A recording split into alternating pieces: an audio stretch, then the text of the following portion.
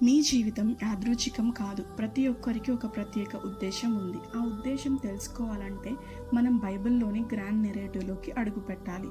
ఆరంభంలో దేవుడు ప్రపంచాన్ని సృష్టించారు. మనిషిని తన స్వరూపంలో చేశారు. ప్రపంచం శాంతితో నిండిపోయింది. కానీ మనిషి దేవుని మాట వినలేదు. అలా పాపం ప్రపంచంలోకి వచ్చింది. బాధలు, కన్నీళ్లు, మరణం మొదలయ్యాయి. నోవా దేవుని నమ్మి ఆర్క్లోకి వెళ్ళాడు. వరద తర్వాత దేవుడు వాగ్దానం ఇచ్చారు. అబ్రహాము విశ్వాసంతో దేవుని నమ్మాడు. దేవుడు అతని ఒక గొప్ప జాతిగా చేశారు. జోసెఫ్ వంచనను ఎదుర్కొన్న దేవుడు అతన్ని పైకి తీసుకెళ్లాడు. చివరికి అతను తన కుటుంబాన్ని రక్షించుకున్నాడు.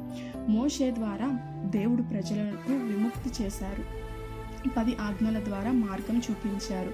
చిన్న దావీదు గొల్యాతును గెలిచాడు. దేవుడు మన హృదయాన్ని చూస్తారు. ప్రవక్తలు చెప్పారు ఒక రక్షకుడు వస్తాడు అని. తరువాత యేసుక్రీస్తు ఈ లోకంలోకి వచ్చారు. ప్రేమను బోధించారు. రోగులను స్వస్థపరిచారు. పాపులను క్షమించారు. మన కోసం ఆయన చనిపోయారు. కానీ 3వ రోజు మళ్ళా సజీవునిగా తిరిగి లేచారు. మరణాన్ని జయించారు. మీరు ఏ తప్పులు చేసినా దేవునిపై విశ్వాసం ఉంచితే క్రొత్త జీవితం, శాంతి, ఆశ లభిస్తాయి. ఒకరోజు ఈ ప్రపంచం పూర్తిగా కొత్తగా మారుతుంది. దేవుడు మనతో శాశ్వతంగా ఉంటారు. ఇది కేవలం ప్రారంభం మాత్రమే. మరిన్ని అద్భుత బైబిల్ వాక్యాల కోసం ఛానల్ని సబ్స్క్రైబ్ చేసుకోండి.